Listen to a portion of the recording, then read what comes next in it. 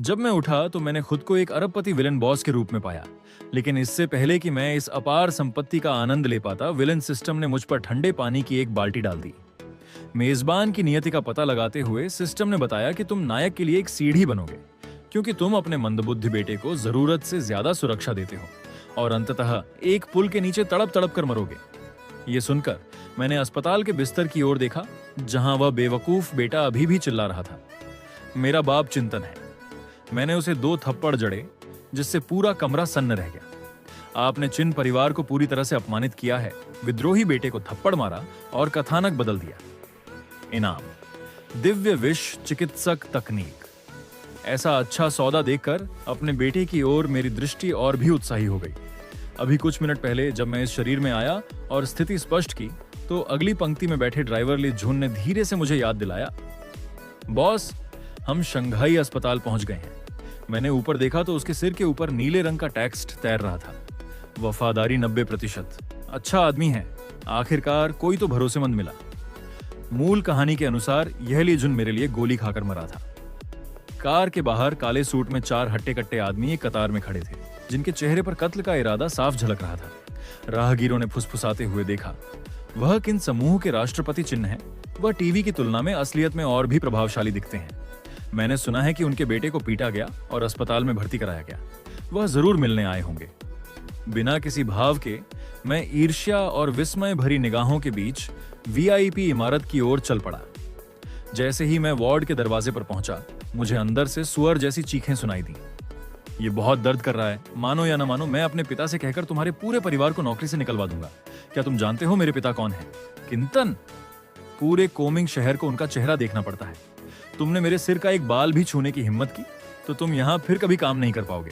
बाहर मेरी कनपटियां फड़कने लगी। ये फिर वही बेवकूफ था, परिवार का कलंक, अपने ही पिता को बर्बाद करने में माहिर। मैंने दरवाजा जोर से खोला और अंदर चला गया। त्रिणी ने मुझे देखा और तुरंत अपना चेहरा बदल लिया।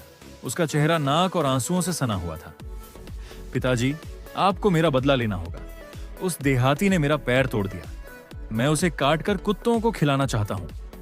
इस सड़ी हुई लकड़ी को देखते हुए, जिसे तराशा नहीं जा सकता, और यह सोचकर कि उसकी वजह से मैं अपना सब कुछ खो दूंगा और बिना कब्र के मरूंगा, मेरे दिल में एक आग भड़क उठी। फिर डॉक्टरों और अंगरक्षकों की हैरान निगाहों के नीचे मैं आगे बढ़ा। मेरा हाथ जोर से घूमा और चिन्नशी के चेहरे पर एक जोरदार थप्पड़ लगा। तुम किस बात के लिए विलाप कर रहे हो? तुमने किन परिवार को बदनाम किया है? मैं ठंडे स्वर में बोला। मेरे शब्द बर्फ के टुकड़ों की तरह फर्श पर गिरे। चिन शीजी ने अपना चेहरा पकड़ लिया। उसकी आंखें फटी रह गईं। पिताजी, आपने मुझे मारा। मुझे तुम जैसे नालायक को मारना ही चाहिए। मैंने एक और थप्पड़ जड़ा। फिर से चिल्लाए तो मैं तुम्हारा दूसरा पैर भी काट दूंगा। फिजूल खर्च बेटे को गुस्से में थप्पड़ मारना। मुख्य कथानक से सफलतापूर्वक विचलित हुए। Villain points +30। स्थापित नियति को पहली बार तोड़ने का इनाम, नौसिखिया उपहार पैक, दिव्य विष चिकित्सक तकनीक। सिस्टम नोटिफिकेशन तेजी से सामने आए। इससे पहले कि मैं प्रतिक्रिया दे पाता, जानकारी की एक विशाल बाढ़ मेरे मस्तिष्क में आ गई। यह दिव्य विष चिकित्सक तकनीक हास्यास्पद रूप से शक्तिशाली थी। सैकड़ों घातक जहरों के नुस्खे, जो सभी रंगहीन, गंधहीन और पकड़ में न आने वाले थे। मैंने सिस्टम पैनल पर एक त्वरित नजर डाली और पाया कि मेरे आकर्षण को छोड़कर बाकी सब कुछ एक सामान्य पुरुष के मानक से नीचे था। मेरा आकर्षण 500 पर था, जो मुझे बहुत उचित लगा। लेकिन मेरा भाग्य, लक, केवल 100 क्यों था? सिस्टम ने फीडबैक दिया। भाग्य के नायक के कारण मेजबान का भाग्य धीरे धीरे उसके द्वारा छीना जा रहा है। भाग्य अदृश्य और अछूत है, फिर भी यह सफलता या विफलता की कुंजी है। आखिर विलेन पॉइंट्स क्या कर सकते हैं? मैंने मन ही मन पूछा। मेजबान उन्हें विलेन मॉल में वास्तविक दुनिया के संसाधनों के लिए बदल सकता है। प्रत्येक 1000 अंक उन्नत कौशल या दुर्लभ वस्तुओं के लिए एक लकी ड्रा खोलते हैं। मेरी आंखें चमक उठी।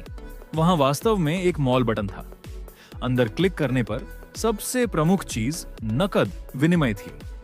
1,00,000 ड्रैगन कंट्री सिक्कों के लिए 1 अंक। इक्विटी एक्सचेंज भी था। शेयरों में 1% की वृद्धि के लिए 1000 अंक। इस अनुपात को देखकर मेरा दिल तेजी से धड़कने लगा। इसका मतलब था कि मेरे बेटे को लगे वे 2 थप्पड़ मुफ्त में 30 मिलियन से अधिक कमाने के बराबर थे। अपने दिमाग में विशाल ज्ञान को महसूस करते हुए और डर से सिकुड़ते बेवकूफ बेटे को देखते हुए मेरे होठों के कोने पर एक ठंडी मुस्कान तैर गई। मैं सोफे पर बैठ गया। ठीक है, अब मुझे बताओ कि वास्तव में क्या हुआ था। चिन मेरी अचानक शांति से हतप्रभ था। कब क्या कहना चाहिए? और क्या घटनाओं का क्रम यदि तुम शुरू से अंत तक नहीं समझाओगे तो मैं तुम्हारा कचरा कैसे साफ करूंगा? सोने का चम्मच लेकर पैदा हुआ यह बच्चा इतना अविश्वसनीय रूप से मूर्ख क्यों था? बोलने के बाद मैंने ली जुन की ओर देखा, जिसने तुरंत इशारा समझ लिया। कुछ ही सेकंड बाद डॉक्टर को बाहर जाने के लिए कहा गया और दरवाजा कसकर बंद कर दिया गया। ये देखकर कि उसके पिता वास्तव में उसका साथ देने का इरादा रखते हैं, चिनशी उत्साहित हो गया और हर विवरण को बढ़ा चढ़ाकर पेश करते हुए अपनी शिकायतें सुनाने लगा। 10 मिनट बाद मेरा चेहरा इतना काला पड़ गया था कि उससे स्याही टपक सकती थी। पता चला कि यह लड़का सड़क पर एक लड़की को छेड़ रहा था। उसे रोका गया और फिर झगड़ा शुरू हो गया। अंगरक्षक सब ढेर हो गए और उसका अपना पैर टूट गया। एक देहाती जो केवल कुछ दिनों के लिए शहर में था, पेशेवर रूप से प्रशिक्षित अंगरक्षकों को हरा सकता था और किन परिवार के युवा मास्टर का पैर तोड़ सकता था, मुझे सोचने की भी जरूरत नहीं थी। वह व्यक्ति 80% संभावना थी कि भाग्य का कोई नायक चरित्र था। पिताजी, आपको मुझे न्याय दिलाना होगा, चिनशी फुसफुसाया। मेरा पैर तोड़ना आपके चेहरे पर थप्पड़ है। वह आदमी सामान्य लोगों के लिए बहुत मजबूत है। क्यों ना हम उसे चुप कराने के लिए किसी निर्दयी व्यक्ति को ढूंढें। मैं उसे बीच में ही रोकते हुए दहाड़ा, क्या तुम मुझे सिखाओगे कि काम कैसे करना है? हिटमैन ढूंढना? क्या तुम्हारे दिमाग में पानी भर गया है? उसके बेतुके विचारों को सुनकर मेरा सिर चकराने लगा। केवल एक बिना दिमाग वाला व्यक्ति ही ऐसी घटिया योजना के बारे में सोच सकता है। कोई भी समझदार व्यक्ति महसूस करेगा कि वह नायक को खुद को मारने का न्योता भेज रहा है। ये सब पुराने घिसे पिटे किस्से हैं। मैंने अपने गुस्से को दबाने के लिए एक गहरी सांस ली। मैं इसे संभाल लूंगा, तुम यहां रहो और ठीक हो जाओ, हस्तक्षेप मत करो। धन्यवाद पिताजी, चिन्नशी मुस्कुराया। मैंने उसे विदा किया। तमीज से रहो, अगर तुमने मेरी पीठ पीछे कोई करतब दिखाने की हिम्मत की तो मैं व्यक्तिगत रूप से तुम्हारा दूसरा पैर भी काट दूंगा। उसने अपनी गर्दन सिकोड़ी और दुखी चेहरे के साथ वादा किया। लिए जुन, जाओ और इस क्षेत्र के प्रभारी डॉक्टर को बुलाओ। बोलने के बाद मैंने चुपचाप प्रतीक्षा की। जल्द ही लिएजुन प्राथमिक डॉक्टर और 2 नर्सों के साथ लौटा। राष्ट्रपति चिन्ह, आप मुझे ढूंढ रहे थे? डॉक्टर कांप रहा था। उसे गलत बात कहने का डर था। ऊपर देखे बिना ही मैंने कहा, उसके साथ वैसा ही व्यवहार करें जैसा व्यवहार किए जाने की आवश्यकता है। उसकी बेतुकी मांगों को पूरा न करें। डॉक्टर ने अपने माथे पर ठंडे पसीने के साथ पागलों की तरह सिर हिलाया। उसे उम्मीद नहीं थी कि इतना शक्तिशाली पिता इतना समझदार होगा। ठीक है, ओल्ड लिए, चलो चलते हैं। अरे रुकिए पिताजी, क्या? ये वही है, यही वह औरत है। मुझे जाते देख चिनशी अचानक चिल्लाया। मैं पीछे मुड़ा। वह डॉक्टर के पास खड़ी एक छोटी नर्स की ओर इशारा कर रहा था। मैंने उसे गौर से देखा। लगभग 160 सेंटीमीटर लंबी, सफेद वर्दी, कोई मास्क नहीं, धनुषाकार भौहें, एक तीखा छोटा चेहरा और ताजे दूध जैसी सफेद त्वचा। ये लुक, क्या यह फीमेल लीड का टेम्पलेट नहीं है? उसकी वजह से तुम्हारा पैर टूटा? मैंने सपाट लहजे में पूछा, जिससे लोगों का दम घुटने लगा। हाँ पिताजी, अगर वह राख भी बन जाए तो भी मैं उसे पहचान लूंगा। चिनशी ने अपने दांत पीसे। टोंग शुअर वहां खड़ी रही और धीरे से आह भरी। उसने खरीदारी करने के लिए आधे दिन की छुट्टी ली थी, लेकिन इस अमीर बिगड़े हुए शहजादे ने उसे परेशान कर दिया। यदि शहर से बाहर के एक युवक ने बीच बचाव नहीं किया होता तो वह बच नहीं पाती। किसने सोचा होगा कि टूटे हुए पैर वाला विलेन इस आदमी का बेटा था? और भी पागलपन वाली बात, यह आदमी चिन श्यान था। चूंकि उसे अलग कर दिया गया था, टोंग शुअर ने छिपना बंद कर दिया। हाँ, यहां मिलना क्या इत्तेफाक है? चिन्नशी ने उपहास किया। अब जब मेरे पिताजी यहां हैं तो आप में से कोई भी नहीं बच पाएगा। मैं क्यों भागूं? तुमने ही मुसीबत शुरू की थी। टोंग शुअर ने अपनी पीठ सीधी की, बिल्कुल भी नहीं हिचकिचाई। तो क्या हुआ अगर मैंने इसे शुरू किया? उसे दूसरों के काम में टांग अड़ाने के लिए किसने कहा था? चिनशी तिरस्कारपूर्ण लग रहा था। टोंग शुअर गुस्से से लाल हो गई। फिर तुम पीटे जाने के ही लायक हो। चुप रहो। क्या तुमने हमें पर्याप्त शर्मिंदा नहीं किया है? मैंने अपनी आवाज कम रखते हुए चिनशी को ठंडी निगाहों से देखा। हालांकि मैंने अपने बेटे से सुना था कि वह नाकाम छेड़खानी के कारण पीटा गया था, लेकिन अनगिनत ड्रैगन किंग उपन्यासों को पढ़ने के आधार पर मैं सच का अंदाजा लगा सकता था। मैं टोंग शुअर की ओर मुड़ा। मेरा लहजा नरम हो गया। छोटी बच्ची, तुम्हारा नाम क्या है? मैं टोंग शुआर हूं। वह घबराई हुई थी। जैसे ही वह बोली उसे पछतावा हुआ। वह उसका नाम क्यों जानना चाहता था? क्या वह बदला लेने जा रहा था? मैंने अपनी पलकें झुकाईं और धीरे से नाम दोहराया, फिर अपनी नाक के ऊपरी हिस्से को दबाया। नाम ठीक लगता है, डरो मत, मैं चीजों को माप तौल कर संभालता हूं। मुझे आज की गड़बड़ के बारे में सब पता है। तुमने इसे शुरू नहीं किया था, इसलिए मैं तुम्हें दोष नहीं दूंगा। ठीक है, ओल्ड लिए, चलो चलते हैं। मैं मुड़ा और हाथ पीछे बांधकर निकल गया। वार्ड में समूह हक्का बक्का खड़ा था।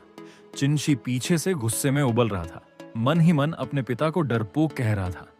इस बीच टोंग शुआर, जो कांप रही थी, जमी रह गई। अफवाहों के छोटे तानाशाह के पिता इतने समझदार थे। क्या वह बाद में हिसाब बराबर करने के लिए नाटक कर रहे थे? जल्द ही मैं रोल्स रॉयस तक पहुंच गया। बैठने के बाद मैंने ली झून से बात की। ओल्ड ली, शी पर नजर रखने के लिए 2 लोगों को छोड़ दो। उसे पागल होकर और मुसीबत पैदा न करने देना।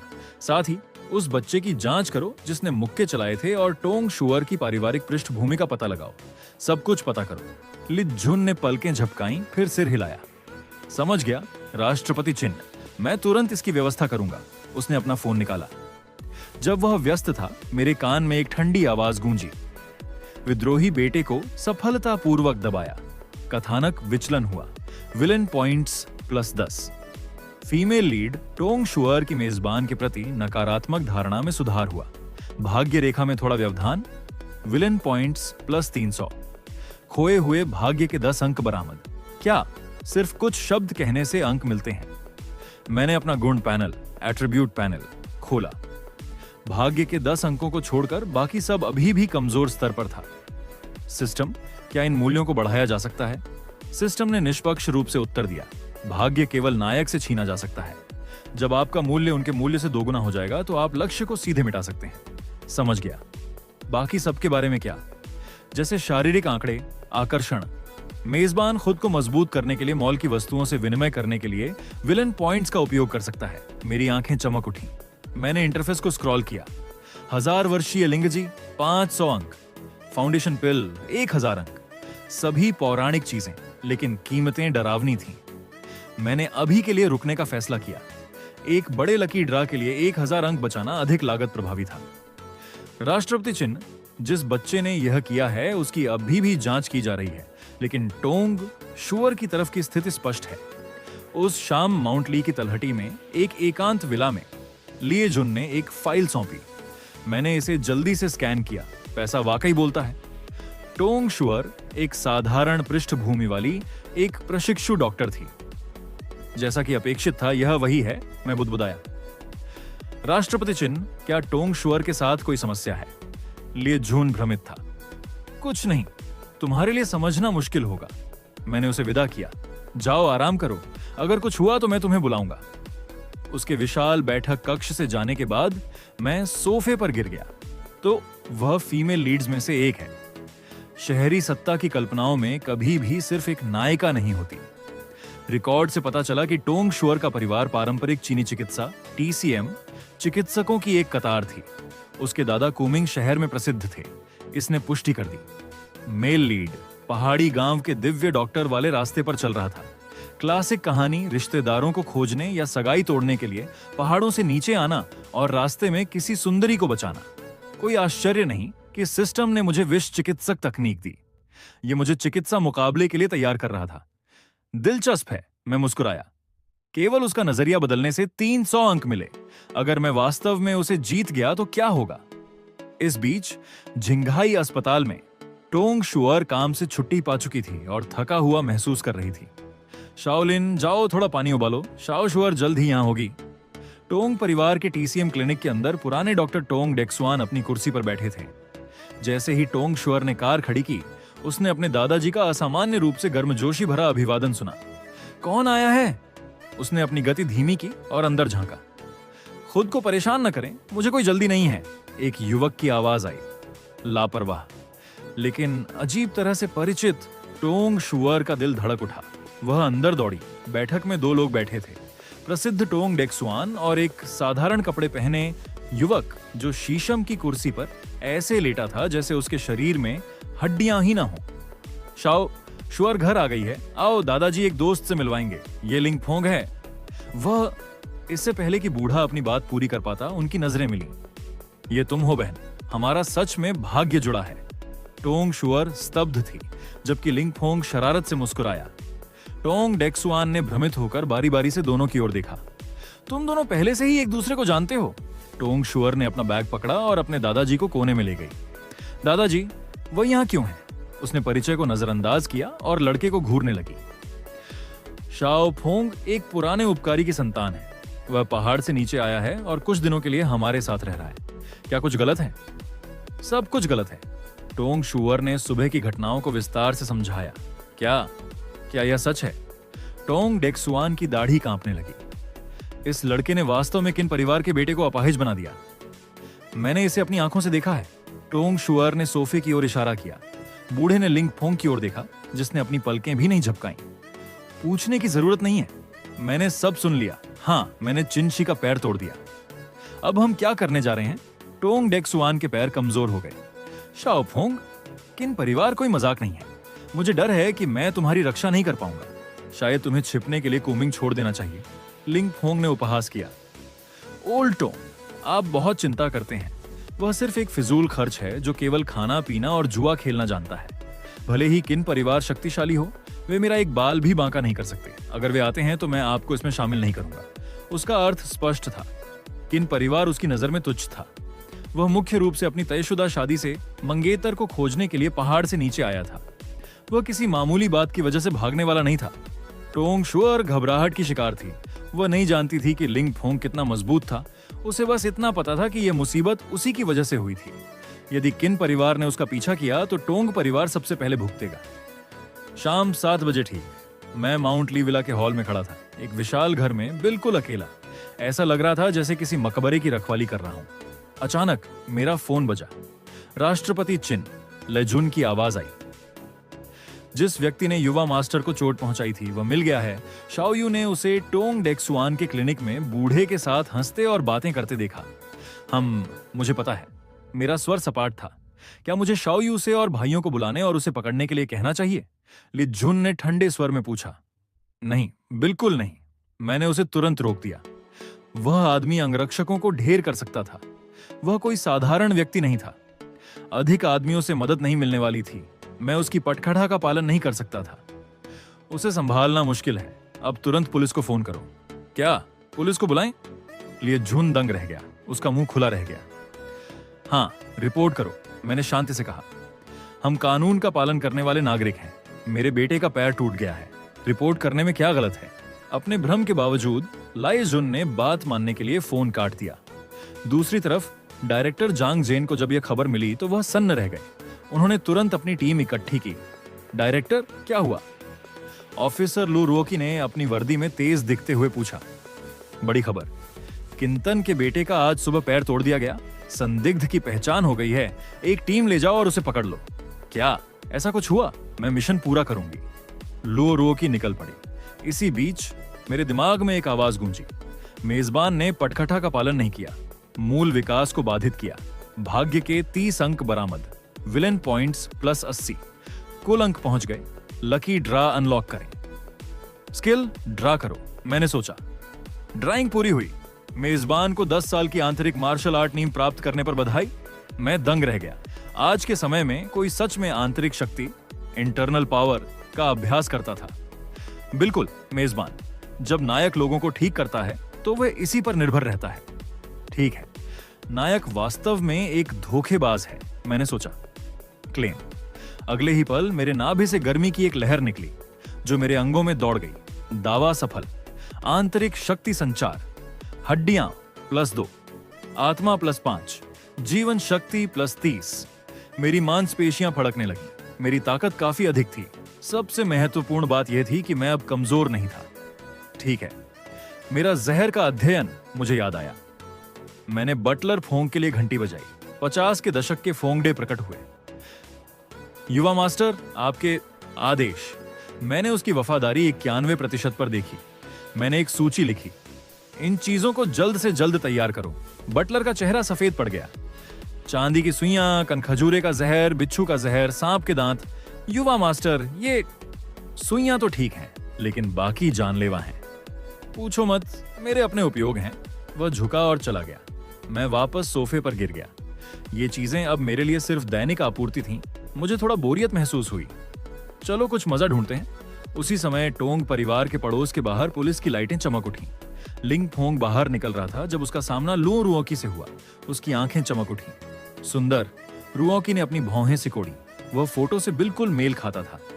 नाम लिंग फोंग। सुंदर अधिकारी, क्या आप मुझसे पूछ रही हैं? वह चिकनी बातें कर रहा था जिससे वह चिढ़ गई। किसी ने आपके खिलाफ जानबूझकर चोट पहुंचाने की रिपोर्ट दर्ज कराई है। हमारे साथ चलें। लिंग फोंग दंग रह गया। क्या? इससे पहले कि वह बात पूरी कर पाता, दो अधिकारियों ने उसे घेर लिया। रुको, आपको जरूर कोई गलतफहमी हुई है। उसे एहसास हुआ कि कुछ गलत था। रुओकी ने उसे बहस करने का मौका नहीं दिया। मूल पटकथा में उसे एक शीर्ष स्तर की सुंदरी को बाद में प्रकट होना था, लेकिन क्योंकि मैंने हस्तक्षेप किया, समय रेखा अस्त व्यस्त हो गई थी। लिंग फोंग ने अभी तक अपना नेटवर्क नहीं बनाया था। उसके पास समर्थन देने के लिए कोई नहीं था। उसने विरोध करना छोड़ दिया। मैं खुद चलूंगा। क्या? लिंग फोंग को ले जाया गया। टोंग डेक्सुआन लगभग अपनी कुर्सी से उछल पड़े। वह और टोंग शुअर स्टेशन की ओर भागे। लिंग फोंग को ले जाने की खबर हवा से भी तेज फैल गई और कुछ ही मिनटों में चीफ जांग जेन को इसकी भनक लग गई। स्थिति को स्थिर करने के लिए जांग जेन ने तुरंत ड्राइवर लिए झुन को फोन किया। ऊपर और छत की दरारें गिनते हुए मैं यह सुनते ही तुरंत सक्रिय हो गया और बिना एक शब्द कहे मैंने लिए झुन को पकड़ा और सीधे पुलिस स्टेशन की ओर चल पड़ा। जब रोल्स रॉयस का दरवाजा खुला तो युवा अधिकारियों का एक समूह मेरा स्वागत करने के लिए आगे बढ़ा। नमस्ते मिस्टर चिन। कड़ी मेहनत है आप सभी की। मैंने लापरवाही से अपना हाथ हिलाया जिससे अधिकारी दंग रह गए। इतने शक्तिशाली दिग्गज का कोई उत्तराधिकारी, अहंकार ही नहीं था। मिस्टर चिन, कृपया इस तरफ आएं। एक युवा अधिकारी होश में आया और तुरंत रास्ता दिखाने लगा और यह देखकर मैं लेजुन के साथ बिना किसी हड़बड़ी के पीछे पीछे चल दिया। तो तुम स्वीकार करते हो कि तुमने यह किया है? लिंग फोंग मुस्कुराया और उसने अपने कंधे उचका दिए। क्या होगा अगर मैं नहीं करूं? मैंने यह किया है, इसलिए मैं इसकी जिम्मेदारी लूंगा। लियू रुओकी गुस्से में अपने दांत पीस रही थी। इस आदमी ने स्पष्ट रूप से किसी को बचाने के लिए काम किया था, लेकिन उसके तरीके बेरहमी से अत्यधिक थे और वह ऐसा व्यवहार कर रहा था जैसे उसे कोई परवाह ही ना हो। इस लापरवाह रवैये ने उसका खून खौला दिया। तभी मैंने पूछताछ कक्ष का दरवाजा खोला और अंदर कदम रखा। ठीक इसी दृश्य के बीच मेरी नजर लियू रुओकी के चेहरे पर पड़ी और उसी सेकंड मेरे दिल की धड़कन रुक गई। इस पुलिस वाली की त्वचा गोरी और साफ थी। उसका चेहरा किसी पेंटिंग की तरह नाजुक था और उसकी कदकाठी आकर्षक थी। पुलिस के बीच वह सुंदरता के मामले में एक पूर्ण अपवाद थी। इससे भी महत्वपूर्ण बात यह थी कि वह नायक से पूछताछ कर रही थी। धिक्कार है, क्या यह मानक फीमेल लीड टेम्पलेट नहीं है? मैंने अनजाने में नायक को एक और फीमेल लीड से मिलने दिया। पहले मैंने केवल विलन पॉइंट्स कमाने के लिए टोंग शुअर का उपयोग करने के बारे में सोचा था। मैं एक सुंदर पुलिस अधिकारी बहन के शहरी उपन्यास के उस मुख्य आधार को कैसे भूल सकता था? अगर मुझे पता होता तो मैं 10,000 विलन पॉइंट्स के लिए भी पुलिस को नहीं बुलाता। सिस्टम, इस बच्चे की नियति कितनी कठिन है। मैं अपने दिल में दहाड़े बिना नहीं रह सका। लक्ष्य चरित्र स्कैनिंग। नाम लिंग फोंग। भाग्य मूल्य 3,753। भाग्य के पुत्र के रूप में पुष्टि की गई। यह देखकर मैं अवाक रह गया। 3,700 प्लस। मेरे पास उसके मूल्य का एक अंश भी नहीं है। मैं मान गया, पूरी तरह मान गया। लियू रुओकी ने आपको प्रवेश करते देखा और अपने सहयोगियों के साथ जल्दी से खड़ी हो गई। आप मिस्टर चिन होंगे, है ना? हाँ, मैं ही हूं। मुझे लिंग फोंग से निपटने की कोई इच्छा नहीं थी और मैंने सीधे लियू रुओकी की ओर देखा। ऑफिसर लियू, आप जानती होंगी कि मैं यहां क्यों हूं, है ना? समझ गई, लियू रुओकी ने उत्तर दिया। मिस्टर चिन, क्या हम कहीं और बात कर सकते हैं? कोई समस्या नहीं। आपकी त्वरित सहमति देखकर लियू रुओकी ने राहत की सांस ली और आपको एक कार्यालय में ले गई। मैं भी औपचारिक नहीं था। मैंने एक कुर्सी खींची और उसके सामने बैठ गया। मिस्टर चिन, आज सुबह की घटना के बारे में हमने मूल रूप से स्थिति को समझ लिया है। यह आपके बेटे की वजह से शुरू हुआ था। लियू रुओकी ने उन तथ्यों को सामने रखा जो उसने एकत्र किए थे। मोटे तौर पर ऐसा ही हुआ था। मिस्टर चिन, आपको क्या लगता है कि इसे कैसे संभाला जाना चाहिए? खत्म करने के बाद लियू रुओकी ने आपकी ओर देखा, जैसे कि आपके रवैये का परीक्षण कर रही हो। कमरे में काफी देर तक सन्नाटा रहा, इससे पहले कि आप धीरे से बोले। आपकी जांच के परिणाम वैसे ही हैं जैसा मैंने सुना है। मेरी प्रतिक्रिया की चिंता न करें, इसका वैसा ही न्याय करें जैसा किया जाना चाहिए। मैं कानून का पालन करने वाला व्यक्ति हूं और केवल न्याय चाहता हूं। जैसे ही ये शब्द निकले, लियू रुओकी थोड़ी हैरान हुई। आखिरकार मामला इतना बड़ा नहीं था और क्यूमिंग में आपकी पृष्ठभूमि के साथ आप इसे आसानी से दबा सकते थे। ये सोचकर लियू रुओकी ने कहा, मेरे अनुभव में दोनों पक्षों के लिए बैठकर बात करना सबसे अच्छा है। यदि इसे निजी तौर पर हल किया जा सकता है तो यह सबसे आसान तरीका है। मैंने यह सुना और एक हंसी छोड़ दी। ऑफिसर लियू, मुझे बताएं, हमें निजी तौर पर कैसे बात करनी चाहिए? क्या मुझे एक बुजुर्ग के रूप में एक कनिष्ठ के साथ शांति से इस बारे में बातचीत करनी होगी कि कितना पैसा देना है? लियू रुओकी दंग रह गई। हाँ, उस आदमी का पैसा पहाड़ की तरह लगा हुआ था, तो उसे लिंगफोंग के मुआवजे की क्या परवाह होगी? ठीक है, इसकी चिंता ना करें। मैं सीधे खड़ा हो गया। मैं अपने वकील से समन्वय संभालने के लिए कहूंगा। लियू रुओकी को अटका हुआ देखकर आप बस जाने के लिए उठ खड़े हुए। लिंगफोंग जैसे किसी व्यक्ति को कुछ दिनों के लिए कोठरी में बंद रहने देना दिलचस्प लग रहा था। तो अभी के लिए बस इतना ही। मेरे पास करने के लिए काम है, इसलिए मैं नहीं रुकूंगा। आज की परेशानी के लिए खेद है। मैंने विनम्र लहजे में अपना हाथ आगे बढ़ाया। नहीं, कोई परेशानी नहीं, यह हमारा कर्तव्य है। लियू रुओकी थोड़ा मदहोश थी और उसने सहज रूप से हाथ मिलाने के लिए अपना हाथ बढ़ाया। उस पल में मुझे केवल उसका हाथ ठंडा और कोमल महसूस हुआ। सचमुच अजीब। आपको ड्राइवर को स्टेशन से बाहर ले जाते हुए देख लियू रुओकी उलझन में लग रही थी। तार्किक रूप से, चूंकि दूसरे पक्ष को पता था कि लिंगफोंग पकड़ा गया है, इसलिए पहला कदम दबाव डालने के लिए संबंधों का उपयोग करना होना चाहिए था। पूछताछ, कक्ष में व्यक्तिगत रूप से क्यों आए? लिंगफोंग ने मूल रूप से आपके साथ आमने सामने टकराने की तैयारी की थी, लेकिन जब आप आए तो आपने उसकी ओर देखा तक नहीं। उस पल में लिंगफोंग की जैसे सांस ही अटक गई। एक दिन मैं तुम्हारे पूरे चिन्ह परिवार को घुटनों के बल बैठकर मुझसे भीख मंगवाऊंगा। एक आदमी नजरअंदाज किए जाने के अलावा कुछ भी सह सकता है, और इसने उसकी क्रूरता को पूरी तरह से सक्रिय कर दिया। पुलिस स्टेशन के बाहर आपके जाने से पहले एक साधारण ब्यूक सेडान धीरे से पास में खड़ी हुई। 2 लोग बाहर निकले, जिनमें से एक को आपने पहचान लिया। यो, छोटी बच्ची, हमारा भाग्य इतना गहरा है कि हम पुलिस स्टेशन में भी मिलते हैं। आप कार में बैठने की जल्दी में नहीं थे और इसके बजाय मुस्कुराहट के साथ उनकी ओर चल दिए। मिस्टर चिन, नमस्ते। जैसे ही टोंग शुअर ने देखा कि वह आप थे, उसका चेहरा तुरंत बदल गया और वह हकलाने लगी। मुझे ऐसे क्यों देख रही हो जैसे कोई भूत देख लिया हो? आपने अपनी आंखें सिकोड़ते हुए चंचल लहजे में पूछा। ओल्ड टोंग डेक्सुआन राष्ट्रपति चिन्ह का अभिवादन करते हैं। टोंग शुअर अवाक थी, इसलिए टोंग डेक्सुआन तुरंत मुस्कुराहट के साथ आगे बढ़े। टोंग डेक्सुआन, मैं धीरे से हंसा। मैं जानता हूं कि आप कुमिंग में एक प्रसिद्ध टीसीएम डॉक्टर हैं। मैंने सुना है कि आपका चिकित्सा कौशल काफी उल्लेखनीय है। राष्ट्रपति चिन्ह मेरी प्रशंसा कर रहे हैं। टोंग डेक्सुआन ने जल्दी से अपना सिर झुका लिया। कोई प्रशंसा नहीं है, मैंने बहुत पहले ही आपका नाम सुना था। वैसे वृद्ध सज्जन, आप यहाँ क्यों हैं? आपका प्रश्न विशुद्ध रूप से अलंकारिक था, लेकिन इसने बूढ़े आदमी के दिल की धड़कनें बढ़ा दी। उसे एक पल के लिए भी विश्वास नहीं हुआ कि आपको नहीं पता था कि लिंगफोंग उससे जुड़ा हुआ था। दूसरे शब्दों में, दूसरा पक्ष उसके रवैये का परीक्षण कर रहा था। ओल्ड टोंग लंबे समय से समाज में थे और सामाजिक शिष्टाचार को पूरी तरह समझते थे। स्थिति को तुरंत भांपते हुए उन्होंने कहा, मिस्टर चिन, मुझे वास्तव में खेद है। मुझे रात में ही पता चला कि युवा लड़के लिंग का मास्टर चिन के साथ विवाद हो गया था। युवा लिंग अभी अभी कुमिंग आया है और वह इस जगह से अपरिचित है। एक आवेगी क्षण अपरिहार्य है। मुझे उम्मीद है कि आप एक महान व्यक्ति के रूप में दया दिखा सकते हैं और उसे एक बार जाने दे सकते हैं। टोंग डेक्सुआन वास्तव में एक मंझे हुए चरित्र थे। इन शब्दों के कई अर्थ थे।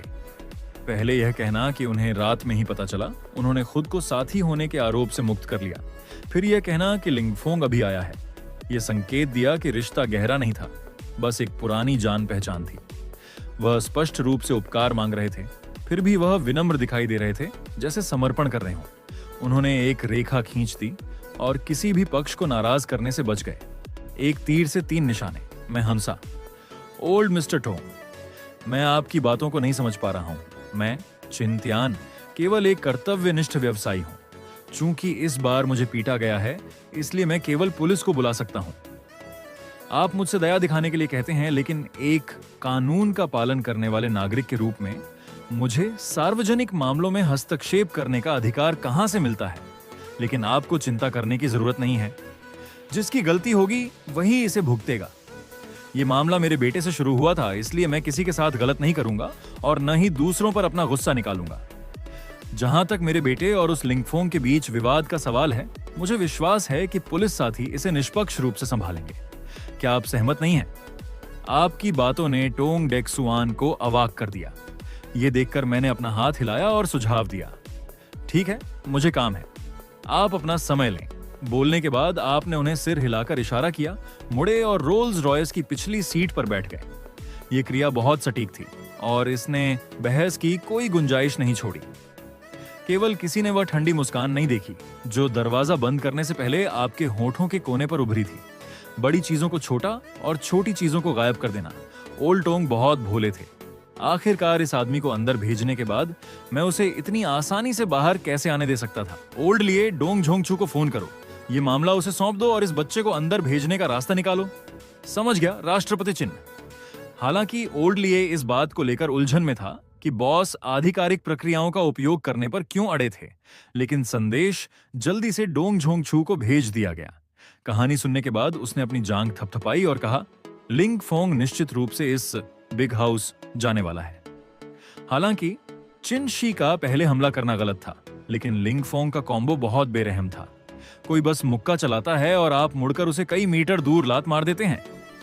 उसके अंगरक्षकों को पीटना काफी नहीं था, आपको जाकर चिनशी की पिंडली की हड्डी को जबरदस्ती कुचलना पड़ा।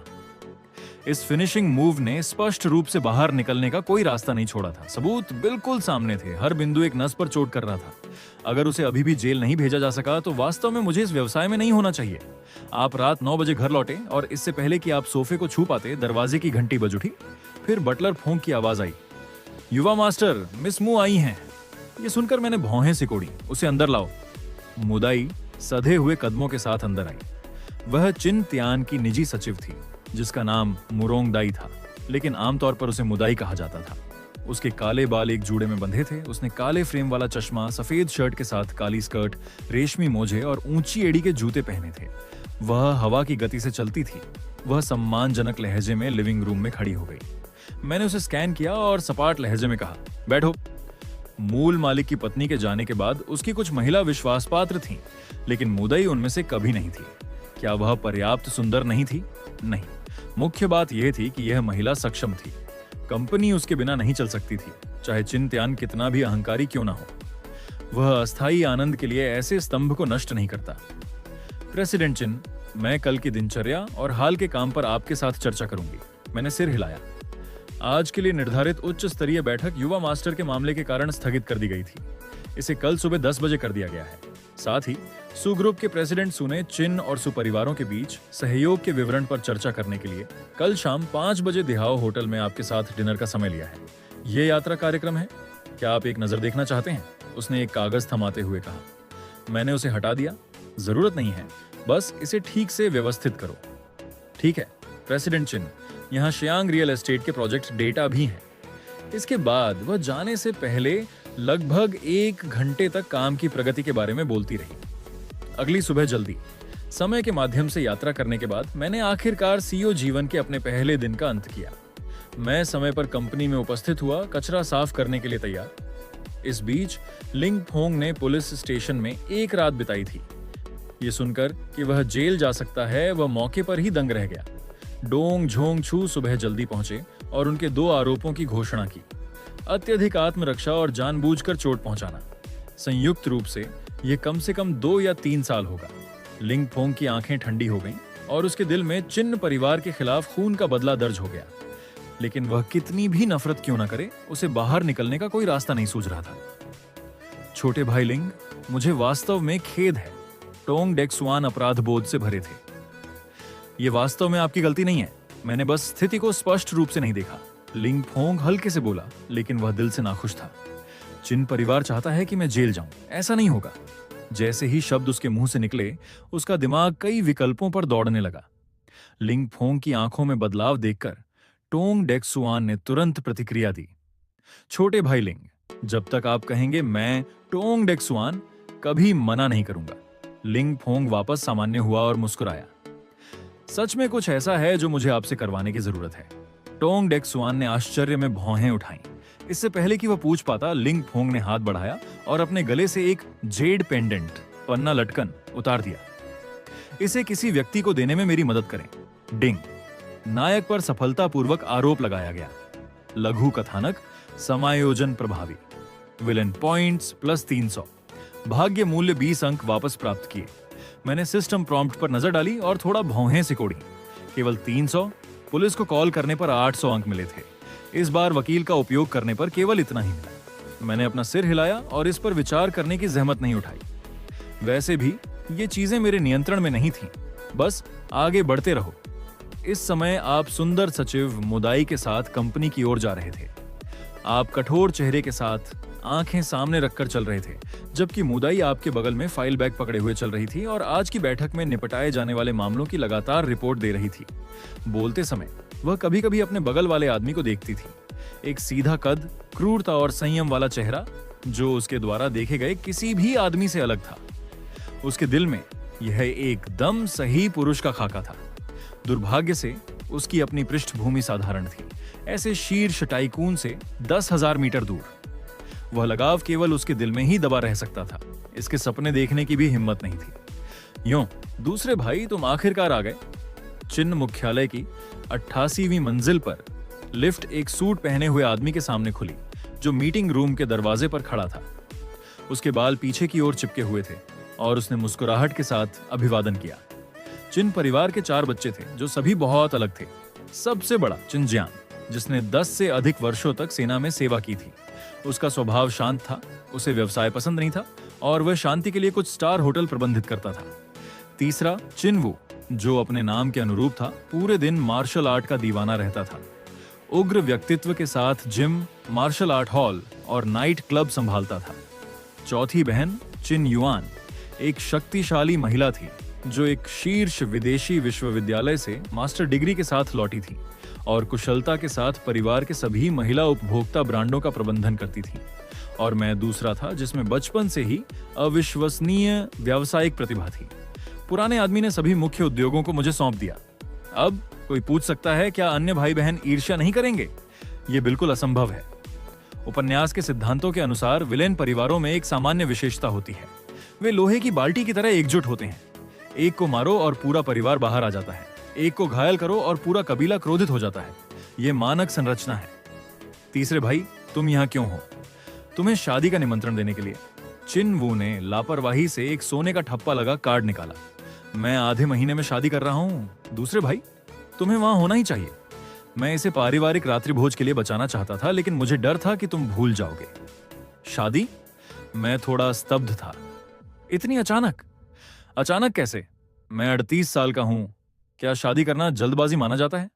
चिन वो पूरी तरह से बेफिक्र होकर मुस्कुराया।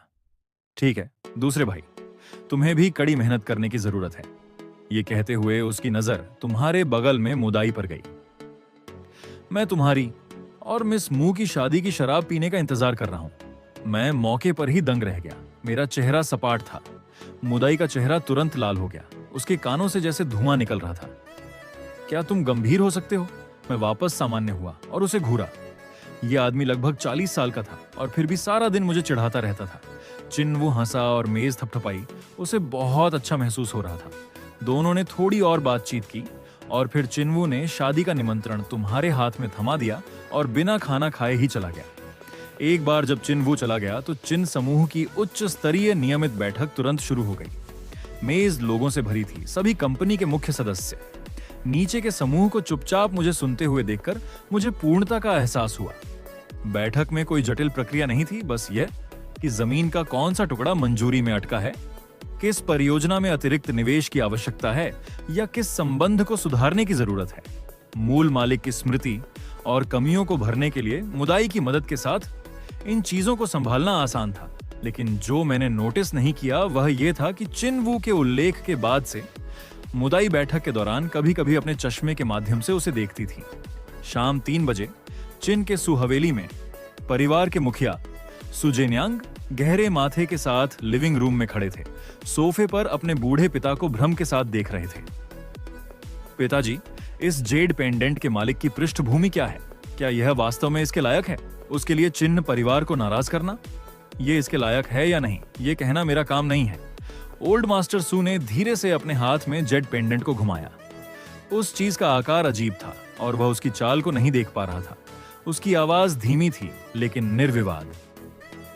यह एक वादा है जो मैंने तब किया था। एक अराजक दुनिया में अपनी जान बचाकर भागते समय दुश्मनों ने मेरा पीछा करते हुए मुझे एक बंद गली में पहुंचा दिया था और उसने मेरी जान बचाई थी। लेकिन फिर भी आप यान की शादी एक छोटे लड़के से करवाने का जिम्मा खुद नहीं ले सकते। सू जेनयांग ने आह भरी। अगर यान को पता चला तो क्या वह हंगामा नहीं करेगी? हंगामा करने जैसा क्या है? बूढ़ा आदमी फुसफुसाया। उस आदमी के शिष्य की मंगेतर होना उसका भाग्य है। दूसरे लोग ऐसी अच्छी चीज के लिए भीख भी नहीं मांग सकते।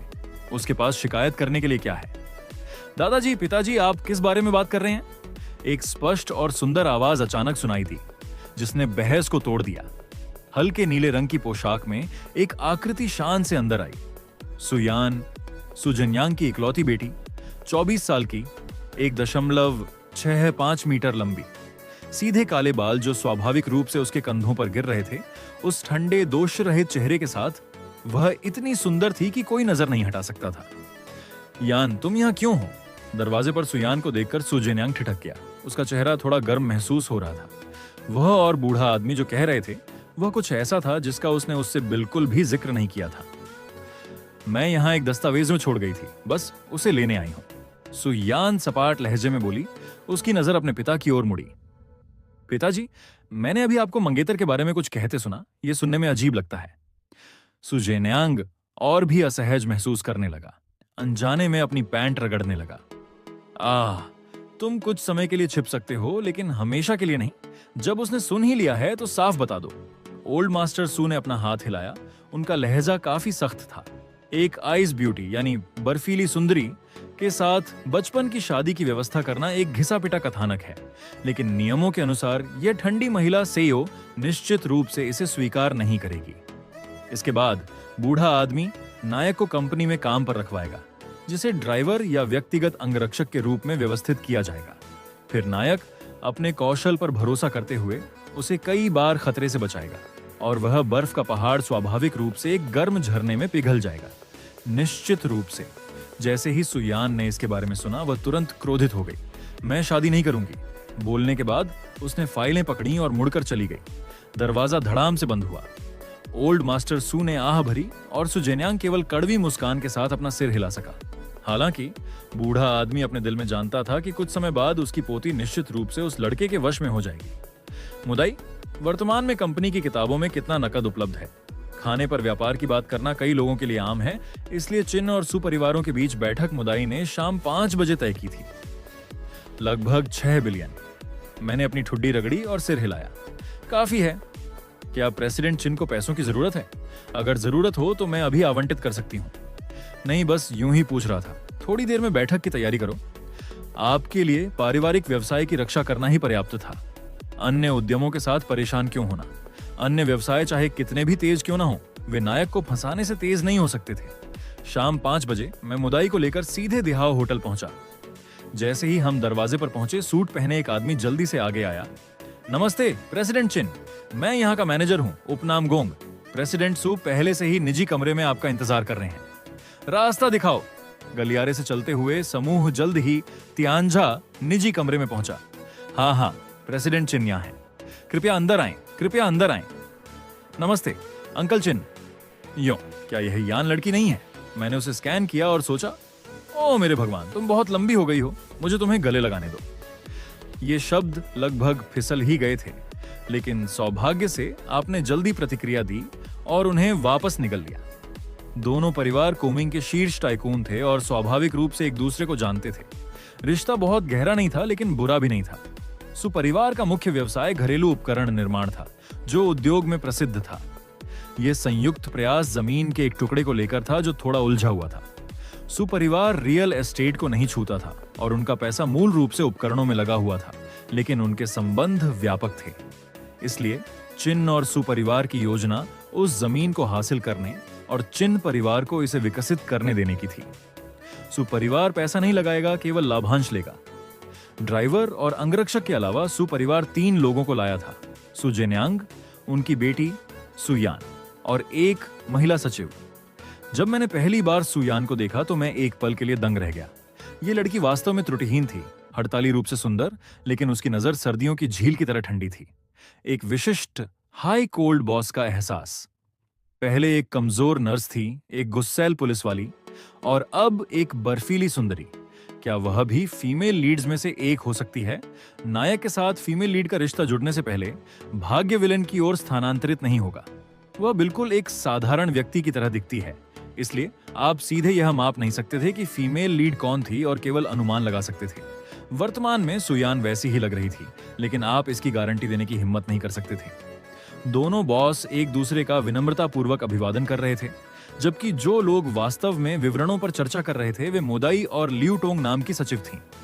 प्रेसिडेंट चिन, मैंने सुना है कि कल आपके बेटे का किसी के साथ विवाद हुआ था और वह अस्पताल गया था। क्या यह सच है? खाना छूने से पहले ही सु जेन्यांग ने थाह लेने के लिए बात की। हाँ, ऐसी बात हुई थी। मेरा बेटा वास्तव में पहले गलत था, लेकिन दूसरा पक्ष बहुत निर्दयी था और उसने एक महत्वपूर्ण हिस्से पर प्रहार किया। मैं इसे सहन नहीं कर सका और पहले ही पुलिस को फोन कर चुका हूं। वह व्यक्ति अभी स्टेशन में है। फीमेल लीड सुयान ने मेजबान के प्रति अपना नजरिया बदल लिया है। विलन पॉइंट्स प्लस 100, भाग्य मूल्य प्लस 10 अंक। मैंने अपनी भौहें उठाई और सोचा, ये क्या हो रहा है? बस कुछ ही शब्दों में धारणा बदल गई। मैंने सहज रूप से अपने बगल में बैठी सुयान की ओर देखा और अप्रत्याशित रूप से वह भी देख रही थी। हमारी आंखें मिलीं और अजीब तरह से सुयान का चेहरा वास्तव में थोड़ा लाल हो गया। उसे लगा कि कुछ अजीब हो रहा है और उसने जल्दी से बात संभालने के लिए कहा, अंकल चिन, मैं लोगों को कहते सुना करती थी कि आप अपने बेटे को बहुत ज्यादा सुरक्षा देते हैं और उसे वह सब करने देते हैं जो वह चाहता है। आज उसे देखते हुए वे शब्द विशुद्ध रूप से अफवाहें हैं। हाँ, यान लड़की, तुम वास्तव में चापलूसी करना जानती हो। मैं हंसा। लेकिन तुम वास्तव में थोड़ी गलत हो। तुम्हारे द्वारा बताई गई अफवाहें पूरी तरह से गलत नहीं हैं। इस मोड़ पर मेरा भाव गंभीर हो गया। शुरुआती वर्षों में मैंने केवल अपने करियर की परवाह की और बच्चों के लिए समय नहीं निकाल पाया।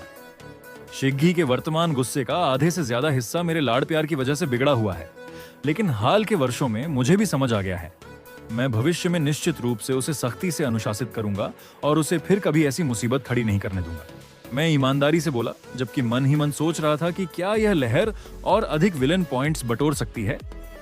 परिणाम स्वरूप न केवल सुयान राण हैरान थी, बल्कि उसके पिता सु जेन्यांग भी थोड़े दंग रह गए थे। यहां तक कि मुदाई, जो दूसरी सचिव से बात कर रही थी, अपना सिर घुमाकर तुम्हारी ओर देखने लगी। डिंग। फीमेल लीड सुयान की मेजबान के प्रति धारणा को सफलतापूर्वक बदल दिया। विलन पॉइंट्स प्लस 30, भाग्य मूल्य प्लस 20 अंक। डिंग। मुख्य पात्र सु जेन्यांग की मेजबान के प्रति धारणा को सफलतापूर्वक बदल दिया। विलन पॉइंट्स प्लस 20, भाग्य मूल्य प्लस 10 अंक। विलन पॉइंट्स लकी ड्रा की आवश्यकता तक पहुंच गए हैं। क्या आप अभी ड्रा करना चाहते हैं?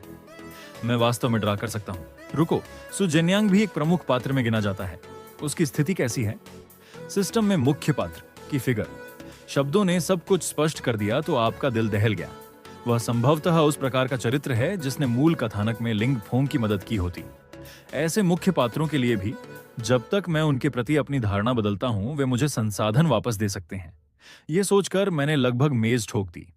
अगर मुझे पता होता तो मैं टोंग डेक्सुआन के साथ कुछ और बार निपटता। क्षमता का निष्कर्षण सफल। मार्शल आर्ट कौशल स्तर अधिकतम मैक्स। आप लंबे समय से अपनी ताकत बढ़ाने का रास्ता खोजना चाहते थे और मार्शल आर्ट कौशल देखते ही आपने पलकें भी नहीं झपकाईं।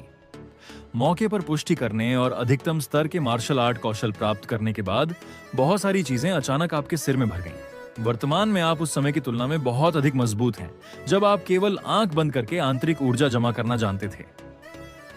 प्रेसिडेंट चिन, आपने हाल ही में जीवन का कौन सा दर्शन प्राप्त किया है?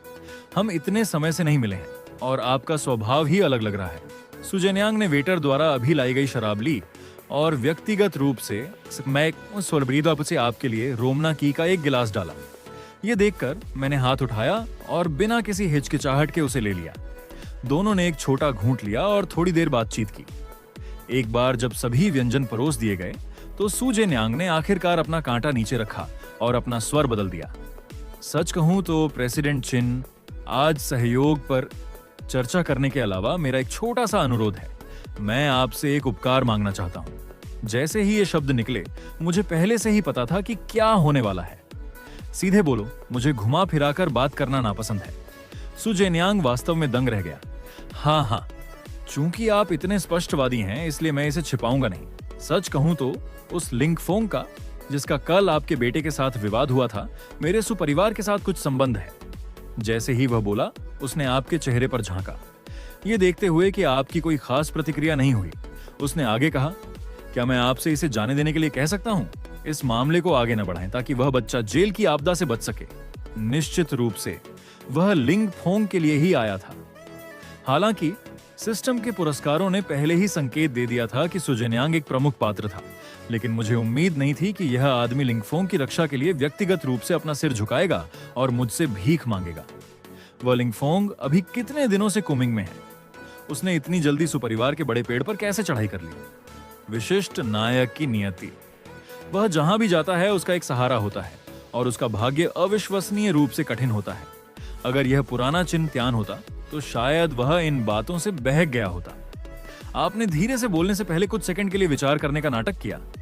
सच कहूं तो प्रेसिडेंट सु, मुझे वास्तव में नहीं पता था कि उस बच्चे की इतनी गहरी पृष्ठभूमि है या वह आपके सुपरिवार से जुड़ा हुआ है। दरअसल मेरे बेटे ने कल मुसीबत शुरू की थी। मैं मूल रूप से चाहता था कि वह सबक सीखने के लिए थोड़ा भुगते, लेकिन लिंगफोंग का हाथ बहुत भारी था, इसलिए मुझे कानूनी रास्ता अपनाना पड़ा। सु जेन्यांग दंग रह गया। फिर आपका मतलब है? प्रेसिडेंट सु ने पहले ही इतना कुछ कह दिया है। अगर मैं सिर न हिलाऊं तो क्या यह आपका अनादर नहीं होगा? मुआवजे के बारे में भूल जाइए, मेरे पास उस थोड़े से पैसे की कमी नहीं है। आप उसे व्यक्तिगत रूप से मेरे पास आकर माफी मांगने के लिए कहें और यह मामला खत्म हो जाएगा। प्रेसिडेंट सु, क्या आपको लगता है कि यह काम करेगा? सु जेन्यांग तुरंत खुशी से झूम उठा और जल्दी से सहमत हो गया। आपकी पिछली समझ के आधार पर या तो आप भारी रिश्वत के लिए अपना मुंह खोलते या अपने बच्चे की रक्षा के लिए मौके पर ही भड़क जाते, जिससे रिश्ते टूट जाते। चाहे जो भी हो, सु और चिन्ह परिवारों के बीच नफरत पैदा हो जाती। लेकिन किसने सोचा था कि अब बस एक माफी की जरूरत थी? ऐसी अच्छी चीज पर कौन सहमत नहीं होगा? लेकिन सु जेन्यांग को बिल्कुल भी एहसास नहीं था कि यह मामला उतना सरल नहीं था जितना सतह पर दिख रहा था।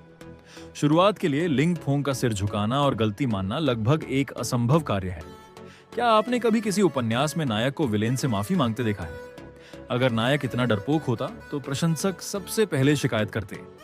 सु जेन्यांग ने खुशी खुशी तुरंत अपना फोन निकाला और कॉल किया। पुलिस स्टेशन जाओ और जल्दी से लिंगफोंग को ले आओ।